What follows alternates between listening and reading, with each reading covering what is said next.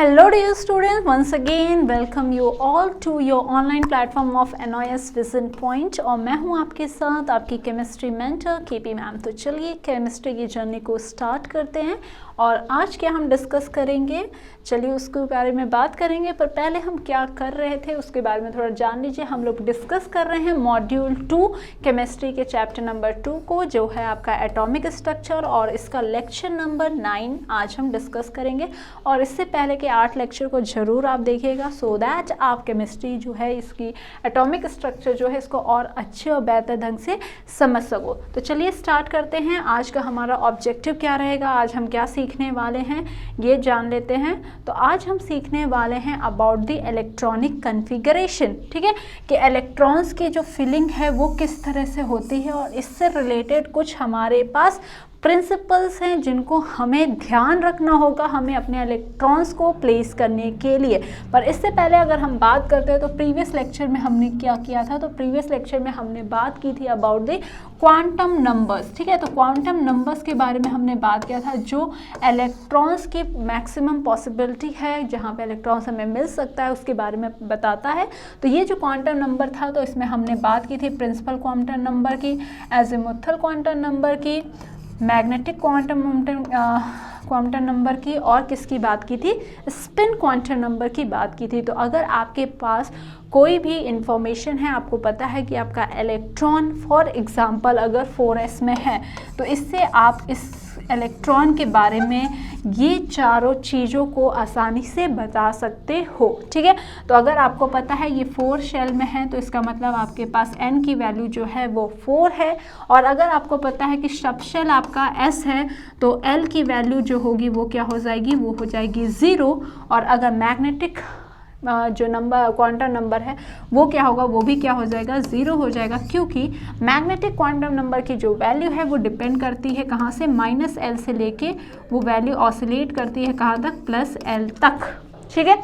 और spin quantum number क्या हो जाएगा, वो हो जाएगा आपका क्या होता है, ये +½ होगा या फिर -½ होगा। यानी कि आप कह सकते हो कि जो आपका इलेक्ट्रॉन का रोटेशन है वो कैसा है, क्लॉकवाइज है डायरेक्शन में मूव कर रहा है या एंटी क्लॉकवाइज डायरेक्शन में मूव कर रहा है। इतनी इन्फॉर्मेशन आप क्वांटम नंबर के बेसिस पे आप बता सकते हो। अब जब आप क्वांटम नंबर समझ लिया है तो उसके बाद आपको समझना है आज इलेक्ट्रॉनिक कॉन्फ़िगरेशन, फिर इसके रिलेटेड प्रिंसिपल, यानी हमें कुछ रूल्स को ध्यान देना है जो है ऑफ बाउ और पॉली एक्सक्लूसिव प्रिंसिपल जो है ये क्या कहता है, इसको समझना है, ठीक है।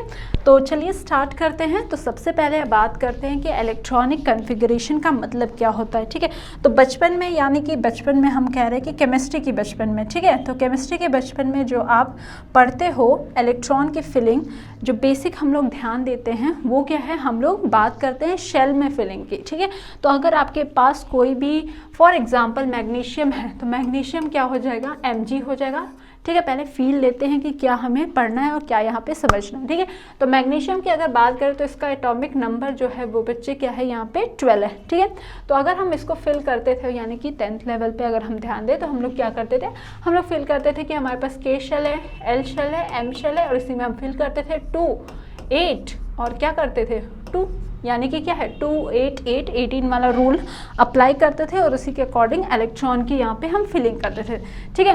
बट अब हम क्योंकि हो चुके हैं बड़े, केमिस्ट्री में भी हम आ चुके हैं ये स्टेप अहेड, और हमने जान लिया है कि ऑर्बिट और ऑर्बिटल का कॉन्सेप्ट भी समझ लिया है, क्वांटम नंबर का भी बारे में हमें पता चल गया है। तो इससे हम क्या कर सकते हैं कि इलेक्ट्रॉनिक कॉन्फ़िगरेशन जो एलिमेंट का है कि इलेक्ट्रॉन आपके कैसे डिस्ट्रीब्यूट होंगे तो उसको हमें जानना है और समझना है। तो क्या होगा कि electronic configuration of an element describe how electrons are distributed in its atomic orbitals, ठीक है। ऑर्बिटल्स में कैसे डिस्ट्रीब्यूटेड है इसकी इंफॉर्मेशन जो आपको देता है वो इलेक्ट्रॉनिक कॉन्फ़िगरेशन देता है। Electron configuration of an atom follows a standard notation, ठीक है। इसका एक स्टैंडर्ड नोटेशन है जिसको आपको फॉलो करना पड़ता है और उसी के अकॉर्डिंग इलेक्ट्रॉन्स जिस भी एलिमेंट का है, जिस भी एलिमेंट के एटम का है उसको उसी के अकॉर्डिंग आपको क्या करना पड़ता है, यहाँ पे उसके रिस्पेक्टिव सेक्शन में फिल करना पड़ता है। और दूसरी बात क्या है कि शब्द के ऊपर लिखना पड़ता है, इसीलिए क्या लिखा है, सुपरस्क्रिप्ट, ठीक है। तो जो भी आपका शब्द है, अगर S है तो उसी के ऊपर आप 1, 2 लिखोगे, ठीक है। अगर P है तो उसी के ऊपर आप 1 2 3 4 5 लिखोगे, डी है तो उसके ऊपर में लिखोगे कि कितने इलेक्ट्रॉन प्रेजेंट हैं, ठीक है। नेक्स्ट क्या है, फॉर एग्जाम्पल, सीक्वेंस यही फॉलो करोगे। फॉर एग्जाम्पल, जो आपको एग्जाम्पल यहाँ पे दिख रहा है वो क्या है कि ये इस तरह का आपका क्या है, नोटेशन है, ठीक है। इस तरह से आप इलेक्ट्रॉन को फिल करोगे। तो देखते हैं ये नोटेशन है क्या। तो यहाँ पे देखो क्या लिखा है, 1s1, क्या लिखा है, 1s1 लिखा है, ठीक है। तो अगर ये इन्फॉर्मेशन आपको दी गई है तो आप क्या करोगे, ये जो 1 है तो हमने प्रिंसिपल क्वांटम नंबर पढ़ा है तो उससे आपको पता है कि ये क्या है, ये जो है ये आपको शेल की इन्फॉर्मेशन देता है। शेल यानी प्रिंसिपल क्वांटम नंबर, यानी कि एनर्जी लेवल के बारे में आपको यहाँ पे क्या है इन्फॉर्मेशन, ये 1 यहाँ पे जो लिखा है वो दिया है। यहाँ पे 2 लिखा हो सकता है, 3 4 5 लिखा रहेगा तो वो आपको वो इन्फॉर्मेशन देगा, ठीक है। अब हम बात करते हैं एस, ये स्मॉल लेटर में क्या लिखा गया है, एस लिखा गया है। तो एस अगर हम क्वांटम नंबर्स के टर्म्स में बात करें तो ये जो एस है ये आपको कौन सा क्वांटम नंबर बताता है, तो वो आप हमें बताइए क्या होगा, ये एजिमुथल क्वांटम नंबर की इन्फॉर्मेशन आपको यहाँ से देता है, ठीक है। यानी कि अगर हम एजिमुथल की बात करें तो ये बताता है हमें टाइप ऑफ ऑर्बिटल, ऑर्बिटल किस तरह का है। तो ऑर्बिटल आपके पास क्या है, एस पी डी एफ, ठीक है। इनमें से कौन सा ऑर्बिटल है उसकी इन्फॉर्मेशन देता है। और एस के सुपरस्क्रिप्ट में जो चीज़ लिखी है ये बताता है कि उस पर्टिकुलर ऑर्बिट में कितने इलेक्ट्रॉन्स हैं, ठीक है। क्या बताता है कि उस पर्टिकुलर ऑर्बिट में कितने इलेक्ट्रॉन्स हैं, ठीक है। तो ये अगर आपने समझ लिया तो आप बड़े आसानी से इस चीज़ को बता सकते हो, ठीक है। नेक्स्ट इंपॉर्टेंट चीज़ जो आपको समझना है वो ये बच्चे, और ये चीज़ ध्यान रखना है कि अगर हम बात करते हैं फॉर एग्जाम्पल, अगर हम बात करते हैं एस, तो एस में मैक्सिमम जो इलेक्ट्रॉन आपके आ सकते हैं, मैक्सिमम इलेक्ट्रॉन जो एस में आ सकता है, इसमें ध्यान रखना है क्या है, हम लोग इस डिब्बे के फॉर्म में बात करेंगे कि एस के पास एक डिब्बा है तो इसमें जो इलेक्ट्रॉन आ सकता है वो क्या है, 2 इलेक्ट्रॉन मैक्सिमम आ सकता है, ठीक है। 2 इलेक्ट्रॉन की रहने की ज़रूरत जगह है, यानी इसमें एक कमरा है, ठीक है। अब हम बात करते हैं पी, तो पी में कितने कमरे हैं, तो पी में आपके क्या है, 3 कमरे हैं, ये याद रखना है बस। अब एक कमरे में 2 लोग मैक्सिमम रह सकते हैं, ठीक है। तो आपके पास यहाँ से आपको क्या पता चल रहा है कि पी ऑर्बिटल है उसमें कितने इलेक्ट्रॉन मैक्सिमम आ सकते हैं, तो बच्चे वो क्या है, 6 इलेक्ट्रॉन्स, ठीक है। 2 इलेक्ट्रॉन्स हर में, 2 इलेक्ट्रॉन इस वाले में, 2 इलेक्ट्रॉन इसमें और 2 इलेक्ट्रॉन इसमें, यानी टोटल आपके 6 इलेक्ट्रॉन यहाँ पे आ सकते हैं, ठीक है। नेक्स्ट अगर हम बात करते हैं डी की, ठीक है, तो डी की अगर हम बात करें तो इसमें कितने कमरे हैं, तो इसमें कमरे हैं आपके 5, यानी 1 2 3 4, 1 2 3 4 5, तो 5 अगर हैं तो इसको थोड़ा मिटा लेते हैं सो दैट आपको यहाँ पे मैं जगह यूज़ कर पाऊँ, ठीक है। तो अगर हम यहाँ पे बात करते हैं तो हमारे पास क्या है, 1 2 3 4 5, तो 5 है, हर कमरे में 2, तो 5 में कितने हो जाएंगे बच्चे, तो कितने हो जाएंगे, 10 इलेक्ट्रॉन मैक्सिमम क्या हो सकते हैं, डी में आप फिल कर सकते हो, ठीक है। एफ की अगर हम बात करते हैं तो एफ में कितने कमरे हैं, तो ऑन टोटल आपके कितने हैं, 7 हैं, ठीक है। ये थोड़ा सा इसको छोटा करते हैं, तो एफ में आपके पास जो है अवेलेबल स्पेस वो कितने हैं, 1 2 3 4 5 6 7, 1 2 3 4 5 6 और एक इधर और बना लेते हैं 7, ठीक है। तो 7 अगर एक में 2 लोग रहेंगे तो कितने हो जाएंगे यहाँ पे, यानी 14 इलेक्ट्रॉन्स को आप क्या है आसानी से एफ में एकोमोडेट कर सकते हो, ठीक है। ये तो कमरा वगैरह वाली बात होगी जिससे आपको याद रखना है। तो क्या याद रख सकते हो कि एस में क्या हो सकता है, 1 से 2, यानी 1 या 2 इलेक्ट्रॉन होगा। पी की अगर हम बात करें तो इलेक्ट्रॉन 1 से लेके यहाँ पे क्या है 6 इलेक्ट्रॉन, पी में P1 हो सकता है, P2 हो सकता है, P3 हो सकता है, P4 P5 P6 तक हो सकता है। पर अगर आप चाहो कि 7 इलेक्ट्रॉन P7 कर दे तो no, that is not possible, क्योंकि रूम ही खाली नहीं है कि आप इसमें किसी दूसरे को बैठा सको, यानी दूसरे इलेक्ट्रॉन को यहाँ पे ला सकते हो, ठीक है। अगर हम बात करते हैं डी की, ठीक है, तो डी को अगर आपको समझना है तो इसमें हमने देखा क्या है 10 इलेक्ट्रॉन, यानी 1 से लेके 10 इलेक्ट्रॉन की यहाँ पे क्या है अटेंडेंस लग सकती है, तो इस बात को ध्यान देना है। नेक्स्ट अगर बात करें एफ में तो ये क्या है 1 से लेके 14, ठीक है, उससे ज़्यादा इलेक्ट्रॉन नॉट एकोमोडेट, ठीक है। तो ये नेक्स्ट उसमें चले जाएंगे। तो इतनी कहानी आपको समझ में आए कि इलेक्ट्रॉनिक कॉन्फ़िगरेशन क्या होता है और क्या क्या हमें करना होता है। तो सिंपल सा लॉजिकल अप्रोच क्या रखना है कि इलेक्ट्रॉन्स की हमें फिलिंग करनी है, ठीक है, और कैसे क्या ये इन्फॉर्मेशन देता है, इतनी बात भी अगर आपने समझ ली तो काम बहुत ही आसानी से आपका आगे बढ़ेगा, क्योंकि नेक्स्ट जो प्रिंसिपल है वो आप और आसानी से इसको समझ जाओगे। तो ये जो प्रिंसिपल है ये दिया गया था ऑफ बाउ की तरह, ठीक है, कि चलो आपने ये तो बता दिया कि इलेक्ट्रॉन्स एस में कितने आएंगे, पी में कितने आएंगे, डी में आएंगे, एफ में आएंगे, पर ये बताइए कि कैसे उनको फिल किया जाएगा, ठीक है, कैसे फिल किया जाएगा? क्या शेल्स तो जैसे जैसे आप बढ़ोगे क्या है एनर्जी लेवल आपकी बढ़ती जाएगी, शेल 1 2 3 4 5, तो कैसे क्या है पहले एसएस में सब में भरा जाएगा कि पहले पीपी में भरा जाएगा कि डी में भरा जाएगा, तो कैसे फिल होगी? तो इसका जो तरीका है, प्रिंसिपल जो है वो किसने बताया था? वो प्रिंसिपल बताया था ऑफबाउ ने, तो इसी के नाम से हम जानते हैं ऑफबाउ प्रिंसिपल। ठीक है, क्या है इस प्रिंसिपल की खास बात? तो प्रिंसिपल की खास बात क्या है कि इसे दिया था किसने? प्रिंसिपल और named after the German word Aufbau. ठीक है, तो ऑफबाउ विच मीन्स बिल्डअप। ठीक है, तो बिल्डअप कैसे किया जाएगा? तो ऑफबाउ के प्रिंसिपल के अकॉर्डिंग हम इसको करेंगे कि कैसे आपकी क्या है बिल्डिंग ऑफ द एनर्जी बनी रहेगी और कैसे इसको क्या करोगे फिलअप करोगे। ठीक है, तो Aufbau principle dictates that the electron will occupy the orbit having lower energy before occupying the higher energy orbital. ठीक है, तो क्या कहा इन्होंने? इन्होंने ये कहा कि जो इलेक्ट्रॉन्स हैं उनकी फिलिंग जो होगी वो सबसे पहले वो क्या होगी? लो एनर्जी से वो हाई एनर्जी पे जाएंगे। ठीक है, पहले सबसे पहले लो वाले जो जगह हैं उनको ऑक्यूपाई किया जाएगा, फिर बाद में उससे ज़्यादा एनर्जी वाले जो लेवल्स है उसमें वो जाएंगे। तो ध्यान क्या कर रखना है कि पहले सबसे पहले लोअर एनर्जी लेवल को भरा जाएगा, फिर जाके हायर एनर्जी में जाएगा। नेक्स्ट क्या है? The energy of an orbital is calculated by sum of the principal and the azimuthal quantum number, यानी क्या होगा वो n+l। ठीक है, n+l यानी कि एजिमुथल और प्रिंसिपल क्वांटम नंबर को ऐड करके आप चेक कर सकते हो कि किसमें इलेक्ट्रॉन जाएगा, इसके बारे में आप बता सकते हो। तो ये जो फिगर है ये फिगर है आपका सांप सीढ़ी नहीं है, इसको सांप सीढ़ी नहीं समझना है। ये है क्या? ये सांप की तरह ही कुछ जा रहा है, पर ये है क्या इसको समझ लीजिए। तो सबसे पहले क्या है आपने क्या लिख लिया? 1s, फिर 2s, 3s, 4s, 5s, 6s, 7s। तो ये रेगुलर आपके क्या है इंक्रीज हो रहा है, शेल इंक्रीज हो रहा है। ठीक है, तो ऑफबाउ ने कहा कि सबसे पहले लोअर एनर्जी। ठीक है, तो इस तरह से हमने क्या देखा कि जब n2 लिख रहे हो तो इसमें क्या है 2s और 2b पॉसिबल है।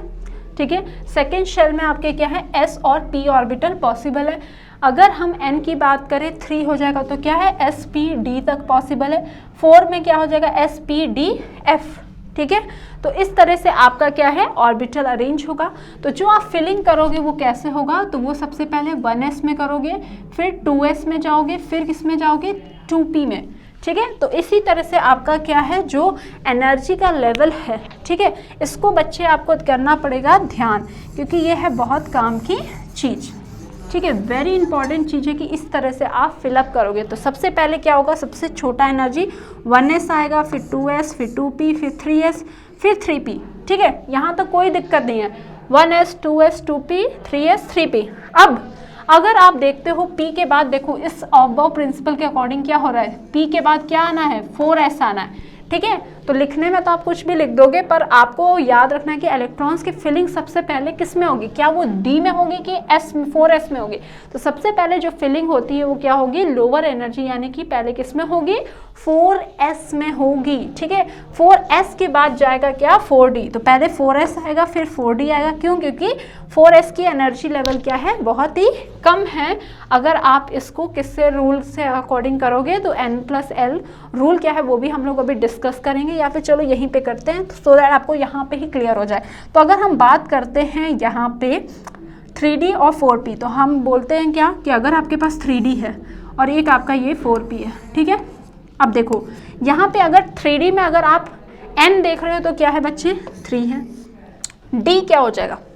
d का मतलब एजिमुथल क्वांटम नंबर क्या है? तो चलो फिर से लिखते हैं और याद करते हैं क्या होगा।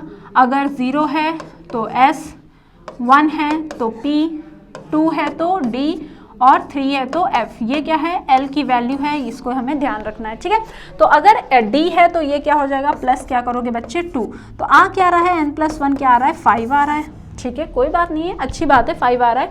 अगर हम 4p की बात करें तो ये क्या है 4 हो गया n, और l क्या हो जाएगा p है, p की वैल्यू देखो क्या है 1, तो p की वैल्यू क्या हो जाएगी यहाँ पे 1 हो जाएगी। तो इसमें भी जब आप इसको ऐड कर रहे हो तो ये भी क्या आ रहा है 5 आ रहा है। ठीक है, ये भी क्या आ रहा है आपका 5 आ रहा है। ठीक है, 4p में कैसे चले गए? हमें 3d में करना था। 1 मिनट जस्ट अ सेकेंड, ये नहीं करेंगे हम, हमें लेना था क्या, हमने 4s को किया है हाँ 3d में आपने निकाल लिया। ठीक है, हमने ये करना था कि 3p के बाद क्या है 3d आना चाहिए था, पर हमने क्या लिखा है 4s लिखा है। ठीक है, तो बैक टू हम यहाँ पे आते हैं कि हमें अगर हम 4s की देखें तो 4s की अगर आप देखोगे तो क्या है बच्चे, 4s में आपका n की वैल्यू क्या है 4 है, और s जो है s की अगर एजोमेथल क्वांटम नंबर देखोगे तो वो क्या हो जाएगा 0। ठीक है, तो इसका अगर आप ऐड करके निकालोगे तो 4, तो n प्लस l जो है जिसका कम आएगा उसकी एनर्जी कम होगी। क्या होगा, जिसका n प्लस एल की वैल्यू कम आएगी उसकी एनर्जी क्या होगी, कम होगी। तो इसीलिए हम क्या करते हैं 4s को पहले फिल करते हैं विथ रेस्पेक्ट टू 3d की जगह हम क्या करते हैं पहले 4s को, फिर 4s के बाद हम क्या करते हैं 3d पे आते हैं। ठीक है, तो 4s के बाद क्या आ जाएगा 3d, फिर 4p, तो देखो यहाँ पे क्या है 3d के बाद 4p, फिर क्या आना चाहिए 4s, तो यहाँ पे लिखा क्या है 5s सॉरी 4d के बाद क्या आना, 4p के बाद क्या आएगा 5s, फिर 5s के बाद क्या जा रहे हो 4d, तो क्या हो गया 4d एंड सो ऑन। इस तरीके से आप क्या करते हो इलेक्ट्रॉन्स की फिलिंग करते हो। ठीक है, तो क्या ध्यान देना है कि अगर n+1 रूल लगाओगे तो जिसकी वैल्यू कम आएगी n+l में उसी को आप क्या कहोगे, उसकी एनर्जी कम तो उसको पहले। ठीक है, तो ये उसी तरीके के कि अगर आपके पास आपका खुद का एक होटल है तो आपने कहा कि हमारे पास फर्स्ट फ्लोर में जो रूम है पहले हम उसको फिलअप करेंगे, फिर हम सेकेंड फ्लोर वाला किसी को देंगे। ठीक है, तो जिसकी एनर्जी कम है उसको पहले फिल करोगे, फिर बाद में आगे बढ़ोगे। ठीक है, अब ये n+1 n+l जो रूल है ये है क्या, इसके दो चीज़ आपको यहाँ पे ध्यान देना। एक तो अभी मैंने आपके साथ डिस्कस कर लिया, वो ये कि अगर आपके पास n+l है तो जिसकी वैल्यू कम आएगी वही क्या होगा, उसमें इलेक्ट्रॉन फिल होगा। ठीक है, तो अभी हमने 4s और 3d वाला देख लिया था।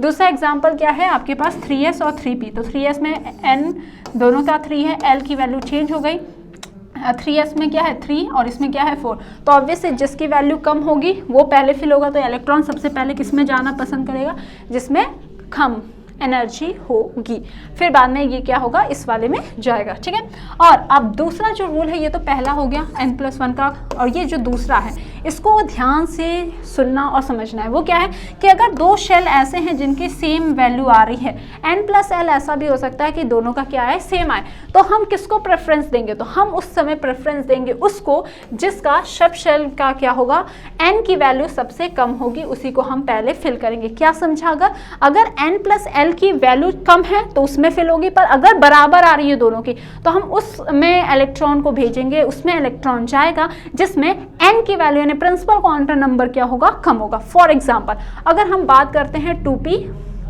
और यहाँ पे 3s, ठीक है, आपके पास क्या है 2p है 3s है, 2p और 3s में अगर आप देख रहे हो तो इसमें n+l कैलकुलेट करोगे तो ये भी 3 आ रहा है, 3s में कैलकुलेट कर रहे हो तो ये भी 3 आ रहा है। तो बोलोगे मैम आपने तो अभी बताया जिसका कम आएगा तो उसको हम कर लेंगे, पर यहाँ पे देखिए तो यहाँ पे आपको क्या देखना है कि जब आपका n+n का वैल्यू n+l की वैल्यू क्या आएगी बच्चों सेम आएगी, तो प्रेफरेंस में कौन आएगा, हमेशा मुखिया यानी क्या प्रिंसिपल क्वांटम नंबर, तो जिसकी प्रिंसिपल क्वांटम नंबर क्या होगी लेस होगी उसी में आपका क्या होगा इलेक्ट्रॉन की इनकमिंग होगी, यानी इलेक्ट्रॉन वहीं पे जाएगा। तो इसमें से किस में जाएगा पहले 2p में या 3s में, तो अभी देखो एज इनका n+l तो बराबर आ रहा है, पर जाएगा किसमें पहले 2p में जाएगा, फिर बाद में क्या आएगा 3s आएगा। ठीक है, तो इस रूल को आपको यहाँ पे ये ध्यान देना है। नेक्स्ट अगर हम बात करें तो आप समझना है वो है प्रिंसिपल का, जो अभी आपने समझा है, उसके बाद अभी हमें बात करनी है पॉली एक्सक्लूजन प्रिंसिपल।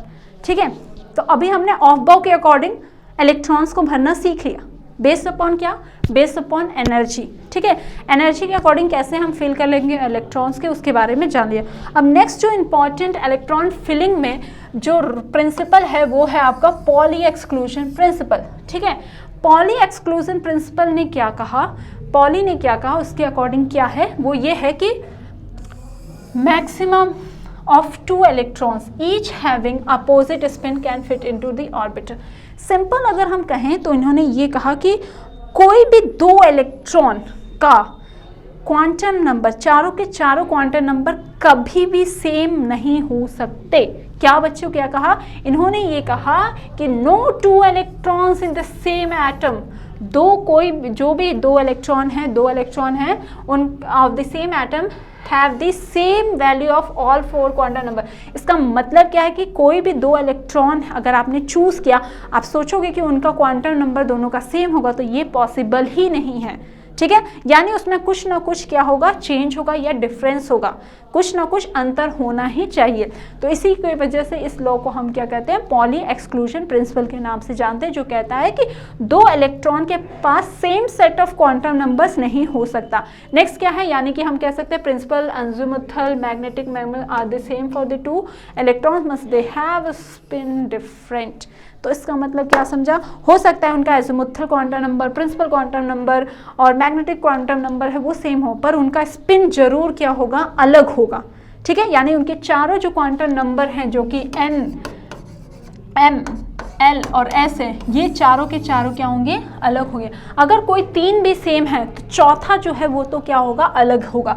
तो ये बात यहाँ पे इन्होंने समझाया। नेक्स्ट क्या है, the maximum number of electron in s subshell, s subshell में जो मैक्सिमम इलेक्ट्रॉन हो सकते हैं वो कितने होंगे, 2 होंगे।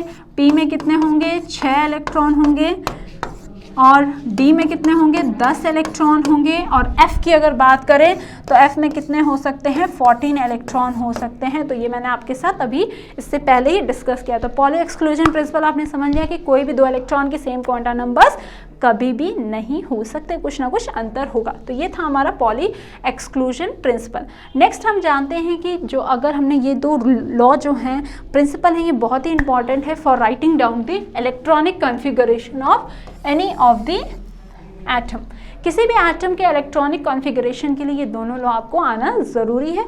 और ये आपको अगर आ गया तो आप आसानी से किसी भी एलिमेंट के एटम का इलेक्ट्रॉनिक कॉन्फ़िगरेशन यानी इलेक्ट्रॉन का डिस्ट्रीब्यूशन है वो आसानी से बता सकते हो। ठीक है, तो सबसे पहले अगर हम बात करें तो वो क्या है कि ऑर्बिटल नोटेशन मेथड। इसमें क्या होता है, in method filled electrons are written in the order of the increasing energy. ठीक है, यही तो अभी हमने ऑफ-बाउ से सीखा कि एनर्जी जैसे जैसे इंक्रीज होती है वैसे वैसे हम इलेक्ट्रॉन्स को भरेंगे।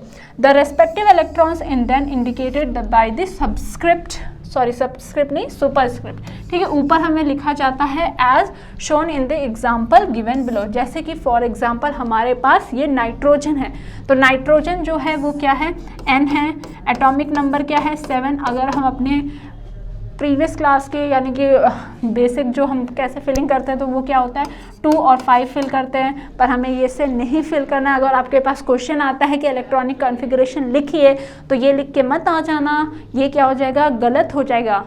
वैसे गलत नहीं होगा, आपके स्टैंडर्ड के अकॉर्डिंग ये गलत हो जाएगा। तो आपको इसकी तरह नहीं, किसकी तरह, ऑफ-बाउ प्रिंसिपल को अप्लाई करते हुए, पॉली एक्सक्लूजन प्रिंसिपल को ध्यान में रखते हुए ही क्या करना है, फिलिंग करना है। तो आप कैसे फिल करोगे, तो इसकी आप फिल करोगे कैसे, तो आपको याद रखना होगा ऑफ-बाउ वाला रूल, यानी कि वो सीरीज याद होना। तो क्या हो जाएगा, 1s यहाँ पे लिखा भी हुआ है, 1s2, 2s2, फिर 2s2 के बाद क्या आ जाएगा, 2p। अब रुक जाओ, क्यों रुकोगे, पहले देखो ये क्या हो गया, 4 हो गया, 5, 6 और 7, यानी कितने इलेक्ट्रॉन जाएंगे यहाँ पे 3। तो एक चीज़ आप देख रहे हो जो बचपन में आपने सीखा था वो भी क्या है कि पहले शेल में कितने इलेक्ट्रॉन, 2। तो आपने लिखा पहले शेल में 2 इलेक्ट्रॉन, दूसरे शेल में यानी 2 लगाए तो देखो 2 + 3 कितने हैं, 5। तो 5 इलेक्ट्रॉन देखो यहाँ पे भी क्या है, सेकेंड शेल में क्या है, 5 ही इलेक्ट्रॉन है, पर आपने इसको ब्रॉड यानी ऑर्बिटल के कॉन्सेप्ट में लिखा। तो this is how you fill. इसको थोड़ा पी को और एक्सपैंड करके भी आप लिख सकते हो। तो पी से कैसे एक्सपैंड करोगे, लिखोगे तो पी आपका क्या है, आपको पता है 3 में, तो इसको क्या लिख सकते हैं, px1 में जाएगा, py1 और ये क्या हो जाएगा, pz आपका 1। तो इस तरीके से भी आप इसको एक्सपेंडेड फॉर्म में लिख सकते हो, नहीं तो ये भी आप लिखते हो, तो दिस इज ऑल्सो राइट। दूसरा तरीका क्या है, orbital diagram method. In method field orbitals are represented by, जो आपका रिप्रेजेंटेशन है कि कैसे आप रिप्रेजेंट करते हो, तो ये क्या है, सर्कल नहीं तो स्क्वायर के या मेथड से भी क्या कर सकते हो, आप इसको रिप्रेजेंट कर सकते हो। The respective electrons are indicated as arrows. ठीक है, तो हमें क्या है, पॉली एक्सक्लूजन प्रिंसिपल को भी ध्यान रखना है। तो इसीलिए जो आप इलेक्ट्रॉन का नोटेशन यहाँ पे कर रहे हो, ठीक है, जैसे कि आपके पास यही नाइट्रोजन का एग्जाम्पल था, तो इसमें आपने क्या भरा, इसमें आपने एक एरो ऊपर निकाला और एक एरो नीचे। तो ये फुल एरो या फिर आप क्या करते हो, हाफ एरो में भी दिखाते हो। ठीक है, तो ऐसे लिखते हो। ठीक है। हाफ एरो भी आप हाफ एरो को भी यूज़ करते हो, ठीक है। तो मोस्ट प्रोबेबली हम लोग क्या है हाफ एरो ही दिखाते हैं। तो ये 1s में क्या है, एक ऊपर एक नीचे इलेक्ट्रॉन, यानी इसका स्पिन क्या होगा, दोनों का अगर 1s में आप इलेक्ट्रॉन देखते हो तो दोनों इलेक्ट्रॉन का क्या है, प्रिंसिपल क्वांटम नंबर सेम आएगा, एजिमुथल क्वांटम नंबर सेम आएगा, मैग्नेटिक मोमेंट सेम आएगा, बट क्या डिफरेंस है, स्पिन क्वांटम नंबर। तो हो रहा है ना, ओबे हो रहा है ना पॉली एक्सक्लूजन प्रिंसिपल। 2s को आप ऐसे लिखाओगे और 2p में क्या है 1 2 3। इसके बाद और भी कुछ इंपॉर्टेंट रूल्स हैं जो इसके बाद आपको इंपॉर्टेंट रखता है और उसको समझना है, तो वो हम बात करेंगे नेक्स्ट लेक्चर में। तो आज का लेक्चर यहीं पे हम करते हैं एंड, और मिलेंगे नेक्स्ट लेक्चर पे। आई होप आपने सारी चीज़ों को बहुत ही अच्छे से समझा होगा, साथ ही साथ उसके प्रॉपर नोट्स भी बना रहे होगे और रिवाइज भी कर रहे होगे। बट स्टिल आपके पास कोई क्वेश्चन या कोई डाउट है तो आप हमें इस नंबर पे कांटेक्ट कर सकते हो। इसके साथ साथ अगर आपके पास कोई क्वेरीज है related to your vision point तो आप इस वेबसाइट पे जाके विजिट कर सकते हो और अपने इंफॉर्मेशन को गैदर कर सकते हो। तो आई होप आपने आज सारे लेक्चर को अच्छे से देखा होगा। सो बाय बाय, टेक केयर।